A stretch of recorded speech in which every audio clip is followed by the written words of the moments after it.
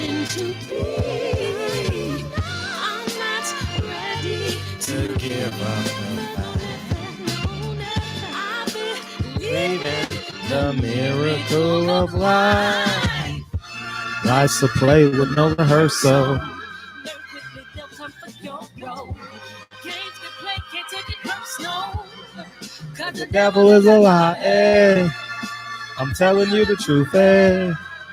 It's all in what you do. Hey, some things you gotta do. Hey, hey, hey, hey. Hey, barbershop conversation, guys. Feel free to hit the subscribe, but don't forget to join the Patreon, dog.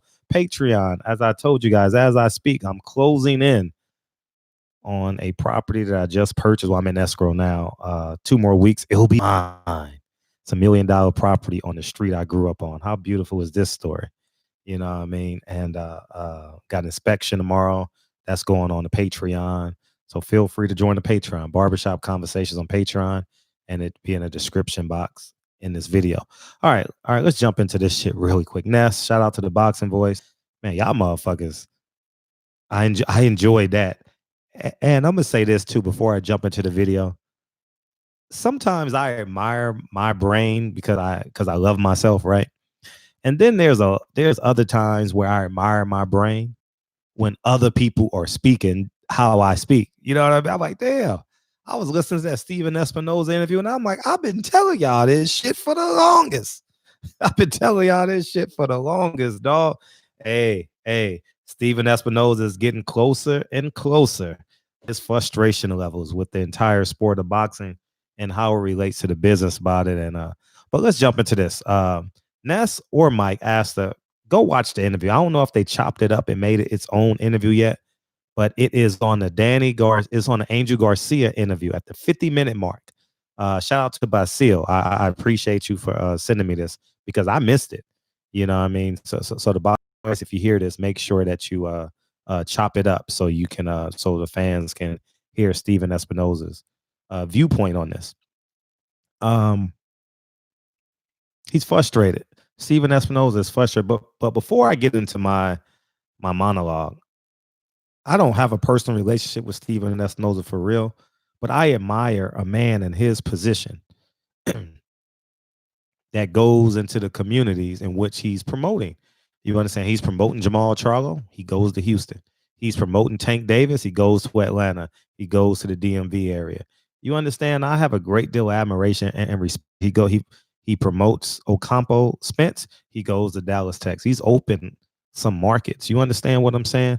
And the LDBC had over 200 people at their event the same day Jamal Charlo fought Brandon Adams. You get what I'm saying? So at the end of the day, man, there's some synergy there as it relates there. So when you guys hear me speak of Steven Espinoza, I'm speaking of it from in terms of my level of endearment. It's because of what he's doing for the people that look like me and people that spend money like me and the people that I advocate for every day. The reason why I don't have credentials to fight is because I consistently and overtly and aggressively advocate for us. All right. And he's put in his budget in the pockets of fighters so they can perform in front of us. Okay. And let me go and let me jump into this real quick. I'm only going to talk about one part of it, but I'm going to expound on it as wide as I can, right? I'm going to expand the vernacular. I'm going to expand the circumference. You understand what I'm saying? So anyways, man, first I'm going to say, Steven, that's not who the hell, why did you hire Brian Campbell and this guy I never heard of in boxing? Man, come on, dog. With Paulie Malignaggi on that DS for the weigh-in, that shit was terrible. Anyways, man, but besides that, he actually should have brought Ness in. Didn't you like the way Ness interviewed you? Because you forgot you were on for an hour. He actually should have hired Ness instead of Brian Campbell. I thought that would have been dope. You know what I mean? Or another YouTube personality, Instagram personality, you know, because they brought it up so much that social media gets into the bloodstream of boxing so much faster than a news article. So much faster. And you post something on Twitter or Instagram or my video, this video is going to do through the lifetime of it, it's going to do 20, 30,000 views. You understand what I'm saying? So it penetrates the market space so fast. But let me jump into which I really, really want to talk about. Um, he says about Lou Dibella that Lou Dibella basically went and did business with the other team, which was the Zone, right? So the Zone, so Lou Dibella took the short money, and Eddie Hearn wants to be the pirate on his own ship, right? But when in actuality, they fucked up so nasty. And they may even come back to this. Steven Espinoza, Lou Dibella, because the ice was broken. I thought Ness and them did a great job at breaking the ice in terms of Lou Dibella, Steven Espinoza. They didn't mention Eddie Hearn, but here's the catch. The Zone quite possibly may fail or may shrink into a smaller market space or be a niche type of, right? You know what should have happened? You know what really, really should have happened? And it probably couldn't have happened because of the contract that Showtime and PBC has. I don't know if it's exclusivity. I don't know that. That'll be a question. I will see Steven Espinoza.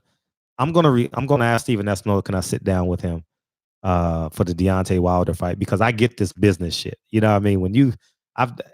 I'm not bragging, but every deal that I do is probably at least $700,000. Every property that I buy is at least $700,000. You understand what I'm saying? So I understand like dealings with people and understanding undertones of what people say and how people talk to me and what their ultimate goal is. I want to sit down and talk to Steven Espinosa. I'm going to request it. You know what I mean? So, but I want to do it in person. I definitely want to do it. I don't want to do it over the phone. Steven Espinosa, I don't know if that's exclusive where I was going, but Steven Espinosa said something, and he made sure that his tone was real sharp. He said, well, we'll make sure when we up for negotiations. And that it wasn't a threat, but he was asserting himself like, hey, I'm here to stay. And if you're going to keep on undercutting me and taking my talent away, is basically what he's saying. PBC is taking the talent away from him and giving him the leftovers, whereas he's developed all these fighters. Errol Spence only fought on Showtime. No, he said that about the Charlo brothers. I apologize. Errol Spence started his career. I remember because I was there in California, 2012. The 2012 class all fought in Los Angeles, California. I remember it. Some type of casino in the Indian area, Fantasy Springs or some shit like that. The kid from New York was on the card. Rasheed Warren was on the card. Errol Spence was on the card. If I'm right or wrong, I don't know, but I think I'm pretty close. You know, that 175-pound kid that just lost to the kid from Canada. You know, so Jean Pascal. And so what I'm saying is this. He said, we're gonna wait till they up for negotiations. And so with that being said, with PBC moving much of their talent to Fox, Steven Espinosa is growing tired. He's growing tired. And in my humble opinion, Steven Espinosa, I just believe this inherently, man. He's done a hell of a job at understanding the frequencies of these boxing. Is he perfect? Neither am I. Neither is he. But I think he gets it. You know, like something subtle. Y'all just think of this shit as a sweater, but I know what he was doing. I understand his spirit when he does the when he wore the Meek Mill shirt. Like for real, I know. Like I'm gonna be honest. When I used to get credentials, I could tell when Chris was running the show, his assistant, and I'm not sure his title. I don't want to just call him an assistant, but when Chris is running the show and when Steven Espinosa is running the show, when he's actually there, it's a different feel. You understand? It's a greater pulse when Steven Espinosa is actually there versus Chris, because he's real logical and don't want to bend and don't want to move. You understand? Like the great example I can give with Chris last year during the Grammys, right? This is just a vignette. I told Chris, Meek Mill is here watching Tank fight. You need to get this nigga on camera. Him and Drake got the hottest song. It ain't lonely at the top, dog. Whatever song. What's that song that they came out? Whatever. It was the hottest song. It ran to the end of the summer. It was the hottest. I said, you got to get this nigga on camera. You gotta get this nigga on camera. You understand? Because that becomes, because if you get him on camera, it becomes stock video footage, and you can use it anytime you want. You understand? And even if he's not there in the promotion, you can say Meek Mills is there too. You can, and if you get him to talk for 10 seconds, you know what I mean? And it was the Grammys, it made perfect sense. It was a great segue. But Chris didn't want to do it. But in my humble opinion, if I would have told that to Steven Espinoza, I believe Steven Espinoza, one, would have asked Meek Mill to sit next to him. And two, he probably would have had him come to the desk before the fight or during the fight, in between rounds. They only went one round, but you guys, what I'm saying. So that's what I'm saying. But as I digress back into what I'm saying, this shit is about to get interesting. I'm interested to see how long that contract is. I'm interested to see, is it exclusivity in this contract? Because Stephen Espinoza is getting frustrated. He's tired of Danny Garcia versus Ivan Redcash. You know what I mean? He's tired of Jamal Charlo versus, no disrespect to these fighters, but Hulk Hogan or whoever he's fighting. You understand? So this is going to get pretty interesting moving forward. And you guys asked, why did I think Lou DiBella and Eddie Hearn, they should have worked together. But everyone is greedy. You see what greed does? You see what greed does? Greed made Lou DiBella take the short money with Tevin Farmer and that Miss Serrano and whoever else he had. So he took the short money. He was the only show in town. Go watch this interview. Stephen Espinoza says a lot without saying it. If you know the undercurrents, you know what I mean? He said a whole lot. Lou DiBella, you got to get back in good grace. Y'all got to work together. And two, imagine if Eddie Hearn would have came on board instead of doing a DAZN deal, trying to be this greatest thing since sliced bread. Eddie Hearn, this shit still might happen. I don't know how long they DAZN deal or if Eddie Hearn is exclusive in America to DAZN, but you better see the writing on the wall, because this shit is about to get interesting. And men are men. So men don't forget shit. And talking about revengeful and scornful and I'm gonna win. Imagine if Anthony Joshua went to Showtime, because Anthony Joshua don't have a deal with DAZN. He already took Anthony Joshua to Saudi Arabia. So that means he could take him to Showtime. I showed you a clip of Anthony Joshua meeting John Skipper for the first time the week of the fight against Andy Ruiz, when they went down to Wall Street and he rang the bell. I showed you guys that shit. Shit is fucking amazing. Anthony Joshua has no clue what's going on in terms of business, but Eddie Hearn does. Stephen Espinoza does. Lou DiBella do. Imagine if they joined forces and created this super team. It could work. It genuinely could work. And it could be real competitive, because now here's the catch. As I said about social media, it's like it's concentrated, goes straight to the bloodstream. That's what Eddie Hearn wants. He wants to go straight to the American bloodstream. Eddie Hearn probably crossed him with the Anthony Joshua deal. He probably did, because I remember Anthony Joshua used to fight at 2:30 on Showtime. I remember that shit. I remember that fight against Klitschko, right? It was on Showtime, if I'm not mistaken. Yeah, I remember. And the fight before that, I remember that shit was on Showtime. And I remember Klitschko versus Fury and whatever the case may be. So but the point I'm making is this is actually possible. And you like, Fred, you're giving up too much game. It would have came to fruition anyway. You understand what I'm saying? But I'm getting ahead of the curve, because I always end up right when it comes to business and boxing. I always end up right. I told you what was going to happen to DAZN. I told you they can't sustain themselves. They put on one show in January. One show is scheduled in February. January 28th and February 28th. Those are the only big shows. Everything else is inexpensive. Club type shows with big names. That's basically what they're doing. So it's going to get interesting moving forward. It's going to get very interesting. Shout out to Ness and Mike. You guys have done a phenomenal job the past 2 weeks. in terms of all your interviews, man. I don't know who else you had because I probably missed them on your live because I can't stay on your live for 2 and 3 hours. So, but if you guys can cut up those interviews, man. Oh man, you guys have done a splendid job. That was a strong interview with Stephen Espinoza. And you know what's beautiful about when you do interviews? When the person wants to do the interview. Stephen Espinoza wanted those questions asked. Wanted those questions asked. So I'm excited. So moving forward, we're gonna see what happens, man. Ness, you should bring Stephen Espinoza back on next week. Yeah, you should bring him back on next week to promote his February 28th card. He has a card February 28th at Sam's Town.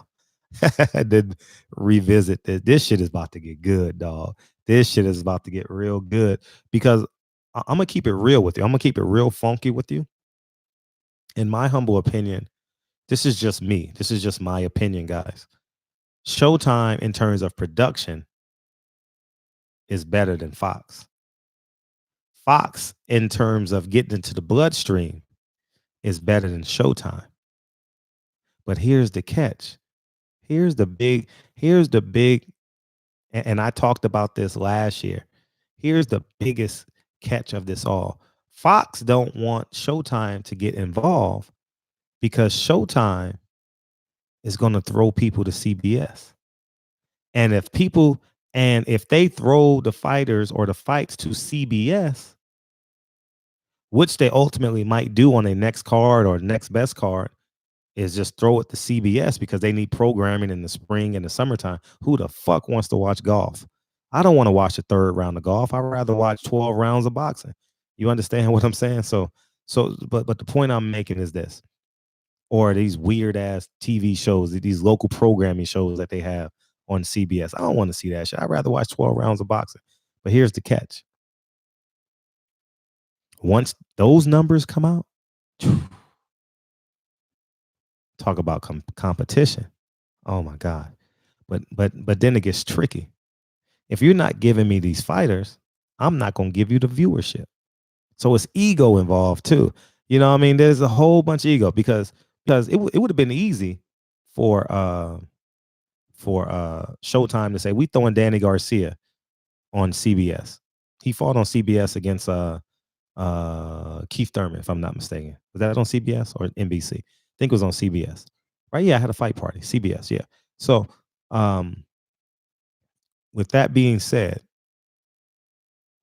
they probably don't want to use that ammo because that's not in the contract. You're not going to fuck me over here and I'm going to give you everything over here. But this shit about to get interesting, man. I'm real interested to see how this plays out because Showtime got power. Showtime has a lot of power in terms of Showtime can literally go to ESPN, whoever's at ESPN, and buy out the contract and buy, hey, y'all coming over here. CBS. They can do a CBS deal. Trust me, man, this shit about to get interesting, dog. This shit is about to get imagine if they just do an exclusivity deal with CBS and throw the jump cards on Showtime and put all the big names on CBS. Imagine if Bob Arum does that. Imagine if Eddie Hearn or Lou Dibella does that. Imagine if they join forces. Oh, this shit about to get interesting. This shit is about to, because the cat is out the bag. That interview, if you're a business mind like me, it got the cat out the bag. You understand what I'm saying? If Al Heyman watched that interview, he's like, oh shit, okay. You want to play ball? Because I don't know Al Heyman, but I'm assuming that he gets shit. He's a shrewd businessman and understands numbers and understands energy. Oh, you want to play like that? Okay. All right, we're gonna see. This gonna get fun. So we'll see over the next 18 months how this shit plays out. But remember this video. Remember this video. I'm gonna say, oh, Fred, you were right again. You were right again. Franchon Cruz fought the woman on steroids. How did you know that? I heard her talk. Barbershop Conversations, man. Feel free, hit the subscribe button. Part 2, 3, and 4, 5, 6, 7, 8, 9, 10 coming on this interview. From this interview. So shout out to the Boxing Voice. It's on the Angel Garcia live. So go watch that, and there lies all your answers. talk to you guys soon. Peace.